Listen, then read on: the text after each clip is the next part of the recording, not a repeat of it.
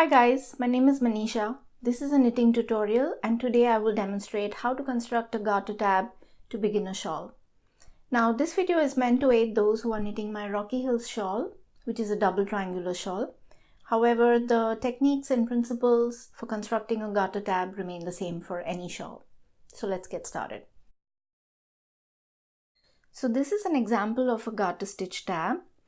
It is the tiny beginning construct to create each of the components of a shawl, and it is used as a beginning to a variety of shawl shapes like triangular shawls and crescent shawls.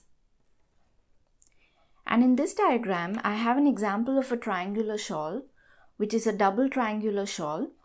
It has a central spine of stitches and a triangle on each side of the central spine.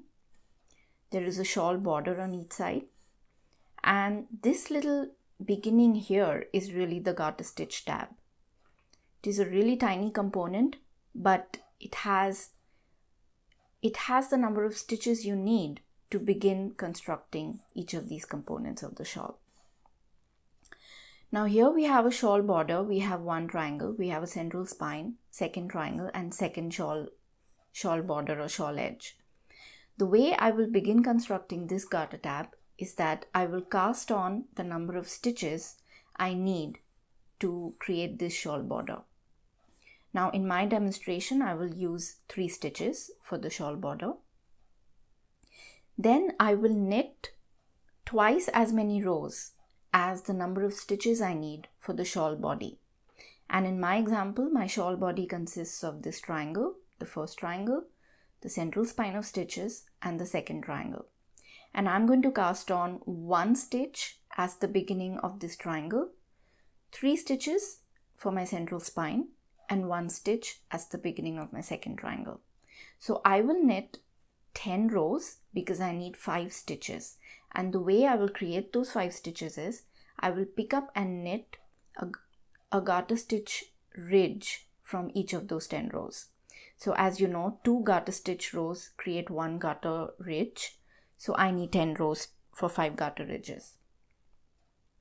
Once I'm done with that, I will create stitches for this top edge of the shawl by picking up and knitting 3 stitches from my cast on edge. And this is why it's a good idea to cast on loosely, so that this third step of the process is relatively easier. Okay, so now I will go on to my needles and I will construct the garter tab. Okay, we will begin constructing the garter tab now. So first I'm going to cast on stitches for this top edge. In my case, I will cast on 3 stitches. And I'm using a long tail cast on.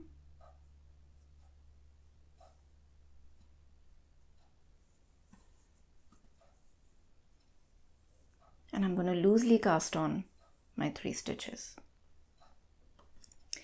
Then I'm going to knit twice as many rows as the number of stitches I need for my shawl body.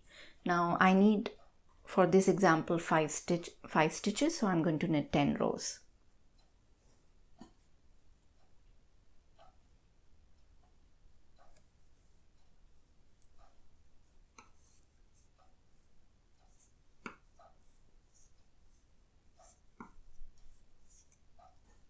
That's row 1.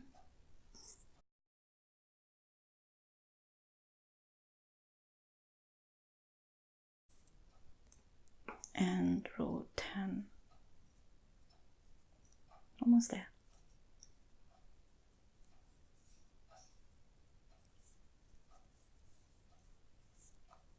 Okay, now we have 10 rows knit up, and as you can see, we have 5 garter ridges created. 1, 2, 3, 4, 5. Now what I'm going to do is I'm going to create 5 stitches on my needle by picking up and knitting each of these garter ridges. So that's 1.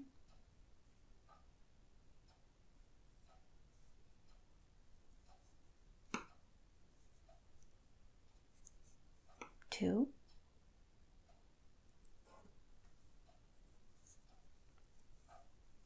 3.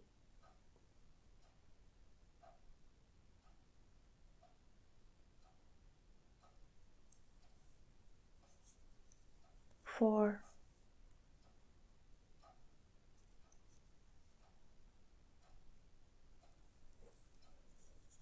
and 5.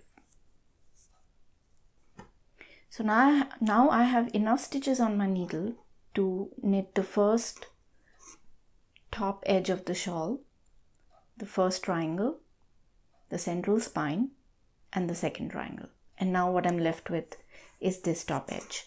And for that, I'm going to pick up and knit 3 stitches from my cast on edge.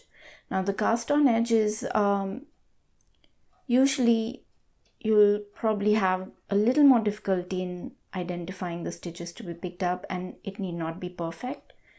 Just find 3 stitches on this edge, pick them up and knit them.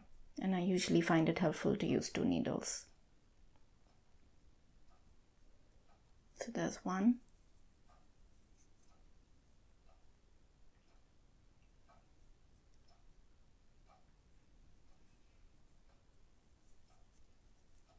Two.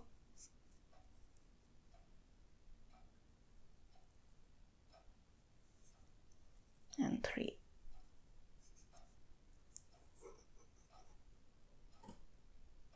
So here's my sweet little garter stitch tab beginning to my triangular shawl.